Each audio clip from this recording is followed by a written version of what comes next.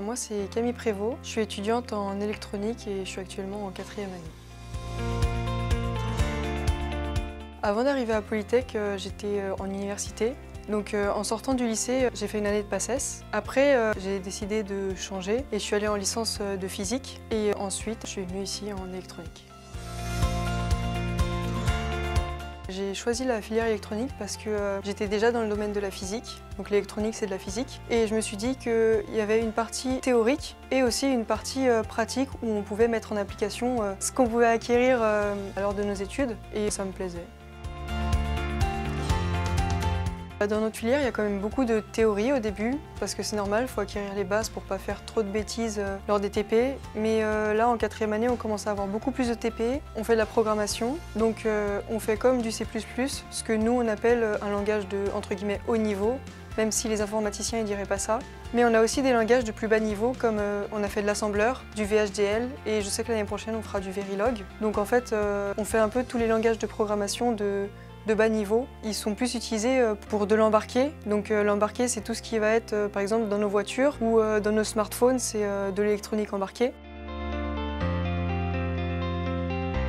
En électronique, on a quand même pas mal de débouchés, sachant que quand on arrive ici en 3e année, jusqu'à notre 5e année, on a le choix d'une mineure. Donc les mineurs, elles englobent quand même pas mal de choses, parce qu'on peut aller dans la télécommunication, on a aussi ce qui est système embarqué, mais on a aussi la mineure ACM, donc c'est tout ce qui est un peu microélectronique et tout ça.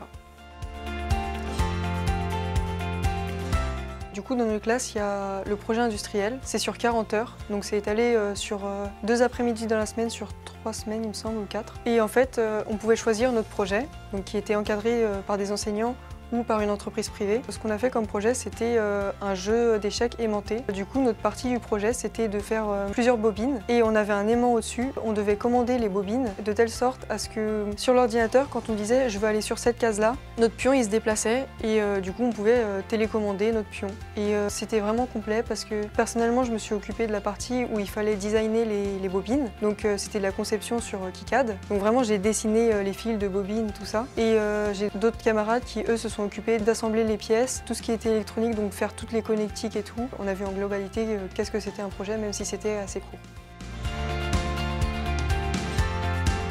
Pour moi, c'était important de m'investir dans la vie étudiante de l'école. Et pour ça, je me suis investie dans le BDE, c'est le bureau des étudiants. Notre but, en fait, c'est vraiment de faire kiffer les étudiants et de permettre une cohésion dans l'école. Pour moi, c'est important parce que quand on vient étudier, donc quand on vient travailler, des fois, peut-être on n'a pas envie parce que l'ambiance, elle n'est pas adéquate ou des choses comme ça. Et une bonne ambiance avec laquelle on peut partager, avec lesquelles on peut bien travailler, c'est important pour avancer plus loin, en fait.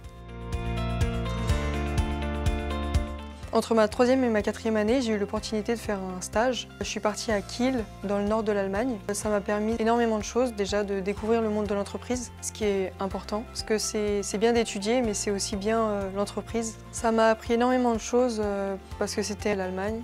Il y a une culture différente, une façon de faire différente, une langue différente. Ça m'a beaucoup aidé aussi pour l'anglais. Comme je suis dans le BDE, j'aurais tendance à être un peu influencée dans la vie étudiante et tout ça. Et du coup, je dirais plus cohésion, parce que c'est vraiment un truc important et c'est aussi un truc qu'on essaye de pousser à faire. Je pense que le réseau, c'est important parce que ça permet déjà de s'entourer correctement. Et ça nous permet d'aller plus loin et ça nous offre énormément d'opportunités.